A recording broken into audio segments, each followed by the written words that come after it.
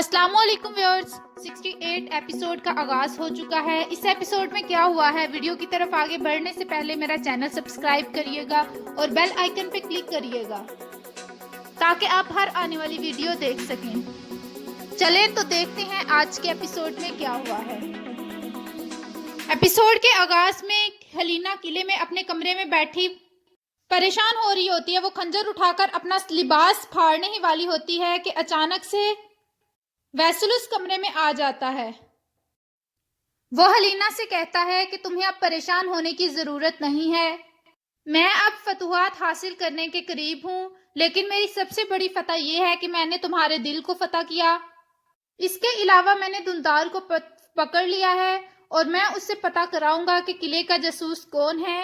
हलीना अचानक रोने लग जाती है। वैसुलुस कहता है क्या हुआ। चोलपान की तरफ से वो बताती है कि उसने बताया है कि हाजत उरियान भी गद्दार था और मैं उन गद्दारों में शामिल रही, उनका आला कार रही। वैसुलुस कहता है कि तुम्हें परेशान होने की जरूरत नहीं है, अब उन सब का सफाया हो गया है। इसके अलावा तुम अब तैयारी करो क्योंकि शहंशाह ने हमें महल में बुलाया है। वो चाहते हैं कि हमारी शादी महल में हो। इसके अलावा वो ये समझ गए हैं कि तुर्कों के साथ अब जंग जारी रखनी है। वैसुलुस चला जाता है तो हलीना और परेशान होकर रोने लग जाती है। दूसरी तरफ दुहान का जनाजा इब्नुल अरबी पढ़ा रहे होते हैं। इब्नुल अरबी उसके बाद कहते हैं अल्लाह ताला इरशाद फरमाते हैं कि जो अल्लाह ताला की राह में शहीद हुए हैं उनको मुर्दा मत कहो, वो जिंदा है। एक मुसलमान तब तक ही मुसलमान है जब तक वो जुल्म के खिलाफ लड़ता है। और अल्लाह ताला दुहान साहब को अपनी राह में उसकी शहादत कबूल करें। तमाम लोग कहते हैं आमीन। उसके बाद अर्तुरुल और बाकी सिपाही कब्र खोदते हैं और उसमें दुहान की लाश को दफनाने के लिए ले जाते हैं। सारे सिपाही बहुत अफसुर्दा होते हैं। अर्तुरुल भी बहुत गमगीन होता है और वो दुहान को दफना देता है। उसके बाद अर्तुरुल और उसके सिपाही इंतकाम का नारा लगाते हुए अपनी तलवारें बुलंद करते हैं और फिर काराचाइसर किले का मंजर शुरू होता है। अचार का साथी सिपाही ओराल के पास आता है। वो बताता है कि आलियार ने अचार साहब को कैद कर लिया है और अगर उनकी जुबान खुल गई तो हम सब मुसीबत में आ जाएंगे। ओराल गुस्से से कहता है कि तुम सब लोगों को साबित कदम रहना है। मैं जल्द आलियार को अपने बाबा की नशीज से उठाकर फेंक दूंगा। तुम लोगों को परेशान होने की जरूरत नहीं है और मैं अचार और उनकी बेटी को भी बचा लूंगा। फिर वो चला जाता है। चोलपान खातून कहती है कि वो आपकी तरफ कसीर तादाद में आएंगे। ओराल कहता है कि मेरा एक ही तीर उन सब के लिए काफी है। आलियार अभी भी अर्तुरुल के ताबे है। आलियार का बस अब थोड़ा वक्त रह गया है। ये अब जंग का वक्त है। मैं एक एक करके उन सब को उनके ही खून में नहला दूंगा। दूसरी तरफ काई कबीले में अर्तुरुल और बाकी सिपाही बैठे होते हैं। अर्तुरुल कहता है अब जंग का वक्त करीब आ गया है। आलियार कहता है मैं और मेरे तमाम सिपाही आपके साथ होंगे। हम राहे हक में शहीद होने के लिए तैयार हैं। जब भी जाना होगा आप हमें बताइएगा। और फिर वो अपने कबीले में वापस चलते हैं। उसके बाद रात का मंजर शुरू हो जाता है। आलियार अचार साहब को जहां पर कैद किया होता है उस खेमे में आते हैं और कतलोजा से पूछते हैं कि इसने अपनी जुबान खोली है। अचार साहब कहते हैं कि तुम मासूमों पर जुल्म कर रहे हो, हमारा कोई भी कसूर नहीं है। आलियार कहता है कि तुम्हारी वजह से एक जान आज गई है, एक बहादुर को हमने जमीन में दफन किया है। अचार कहता है कि जब से तुम सरदार बने हो बहुत से बहादुर शहीद हो रहे हैं। आलियार कहता है कि तुम नहीं बताओगे तो हमें जुबान खुलवानी आती है। उसके बाद वो कतलोजा से कहते हैं इससे अच्छी तरह पूछो। कतलोजा कहता है जैसे आपका हुक्म, मुझे जुबान खुलवानी बहुत अच्छे से आती है। दूसरी तरफ अचार के साथी सरदारान परेशान होते हैं और वो कहते हैं कि अगर उन्होंने जुबान खोल दी तो आलियार साहब हमें भी मार डालेंगे। ओराल की वजह से हम इस मुसीबत में आन पड़े हैं। हमें बाहर के सरदारान से मदद लेनी चाहिए अगर वो हम तक आएंगे तो। दूसरा सरदार कहता है अगर उन्होंने हमारी मदद ना की تو وہ کہتا ہے پھر ہم سب مریں گے۔ دوسری طرف اسلحان گونیالی خاتون کو پانی میں ڈبکیاں لگا رہی ہوتی ہے، لیکن وہ اپنی زبان نہیں کھولتی۔ اسلحان پھر اس کی ڈبکیاں لگاتی ہے، وہ کہتی ہے کہ میں بتاتی ہوں۔ اسلحان کہتی ہے تو اب تمہارا دماغ ٹھکانے آ گیا ہے، بتاؤ مجھے۔ وہ کہتی ہے کہ مجھے پتا تھا کہ دندار کونیا جائے گا اور میں نے اس کی خبر بابا کو کی تھی۔ اسلحان اس کو پکڑ کر زمین پر پھینک دیتی ہے، اتنے میں وہاں آلیار آ جاتا ہے۔ اسلحان آلیار کو بتاتی ہے کہ یہی مجرم ہے۔ آلیار کہتا ہے اب انتقام کا وقت ہے، ان کی سزا کا تعین ارطغرل صاحب ہی کریں گے اور وہ اپنا انتقام لیں گے۔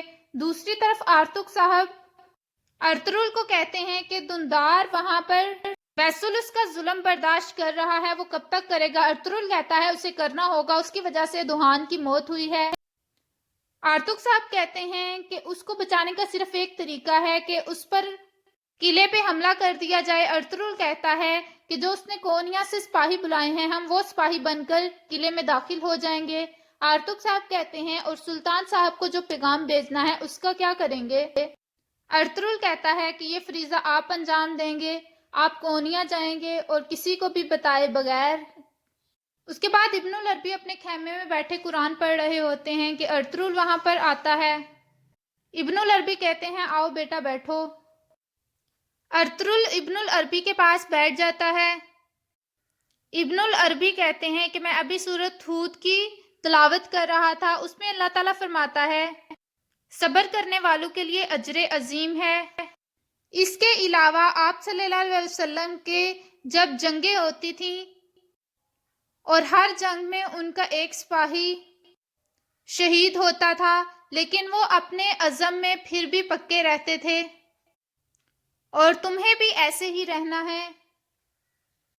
ایک دن آئے گا کہ تم ضرور سردار اعلیٰ بنو گے۔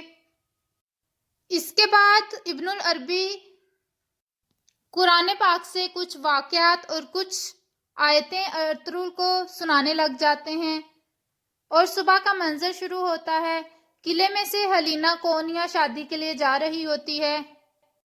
ویسولس ٹیرس پر کھڑا ہوتا ہے کہ اورال بھی وہاں آ جاتا ہے۔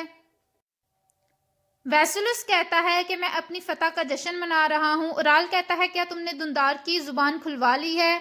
ویسولس کہتا ہے کہ اس کی زبان تم کھلواؤ گے، تم اس لیے یہاں پہ ہو۔ اورال کہتا ہے میں ضرور کھلواؤں گا۔ ویسولس اس کے بعد وہاں سے چلا جاتا ہے، اور وہ کہتا ہے جاتے ہوئے کہ ابھی تو نہیں، لیکن میں واپس آؤں گا اور دندار کی زبان ضرور کھلواؤں گا۔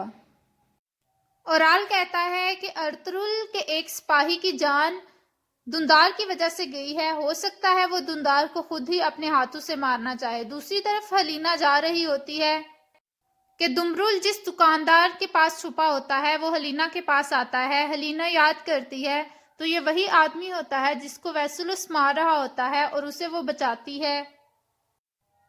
وہ کہتا ہے کہ میں آپ کے پاس دمرل کا سلام پیش کر آیا ہوں۔ ہلینا کہتی ہے کہ میں دمرل کو نہیں جانتی۔ وہ آدمی کہتا ہے کہ حاجت اریان کی دکان پر آپ جب چھوٹی تھی جاتی تھی، وہ سب کچھ بتاتا ہے۔ ہلینا جان جاتی ہے۔ اس کے بعد ہلینا اس کو کہتی ہے کہ تم دمرل کو صحیح سلامت قلعے سے باہر نکالو گے۔ اورال دیکھ لیتا ہے کہ ہلینا اس سے بات کر رہی ہوتی ہے، وہ فوراً نیچے آتا ہے۔ ہلینا اس کو بتاتی ہے کہ میں کونیا جا رہی ہوں، اور ارطغرل صاحب کو کہنا کہ ان کو مجھے رستے میں بچانا ہوگا ورنہ میں خود مر جاؤں گی۔ اورال وہاں آ جاتا ہے، وہ کہتا ہے کہ آدمی آپ کو تنگ کر رہا ہے ہلینا کہتی ہے نہیں، اس کو مدد چاہیے۔ ہلینا کچھ سونے کے سکے اسے دیتی ہے اور وہ چلا جاتا ہے۔ اورال کہتا ہے کہ آپ نے کچھ زیادہ اس کی مدد نہیں کر دی۔ ہلینا کہتی ہے کہ جن کے پاس ضمیر ہے ان کے لحاظ سے یہ زیادہ مدد نہیں ہے۔ اس کے بعد وہ آدمی دمرل کے پاس جاتا ہے جس کو اس نے اپنی فروٹ والی ٹوکری میں چھپایا ہوتا ہے۔ وہ دمرل کو بتاتا ہے جو ہلینا نے اسے کہا تھا، اور پھر وہ دمرل کو وہاں سے لے جاتا ہے۔ دوسری طرف اسلحان آلیار کے پاس آتی ہے اور کہتی ہے کہ میرا تمام کام مکمل ہو گیا ہے، میں جب جاؤں گی مجھے آپ کی اور آپ کے قبیلے کی بہت یاد آئے گی۔ اسلحان کو وہ آلیار اپنے پاس بٹھا دیتا ہے۔ اورال کہتا ہے تم جہاں جا رہی ہو وہاں پر بھی ایک گھر ہوگا، اور آخر میں تم سعادتین کو پیک سے شادی کرو گی۔ اصلاحان کہتی ہے مجھے نہیں پتا کہ میں آپ کی اور اپنے قبیلے کے بغیر کس طرح سے رہوں گی۔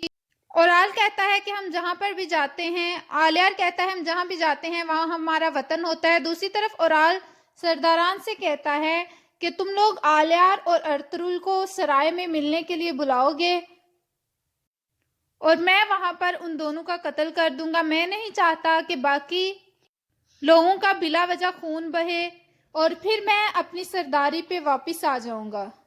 دوسری طرف ارطغرل اپنے سپاہیوں کے ساتھ کونیا سے آنے والے سپاہیوں پر حملے کی تیاری کر رہا ہوتا ہے اور وہ بتاتا ہے کہ ہمیں کیا کرنا ہے۔ اتنے میں سپاہی دمرول وہاں پر آتا ہے۔ ارطغرل اور باقی سپاہی اسے دیکھ کر حیران ہو جاتے ہیں۔ ارطغرل اس کو گلے ملتا ہے اور کہتا ہے میرا شیر شکر ہے تم آگے۔ اور یہاں پر اس قسط کا اختتام ہوتا ہے۔ ویڈیو پسند آئے تو لائک کریے گا، کمنٹ کر کے بتائیے گا کیسی لگی ایپیسوڈ، اور دعاؤں میں یاد رکھیے گا، سبسکرائب کرنا مت بھولیے گا۔ فی امان اللہ۔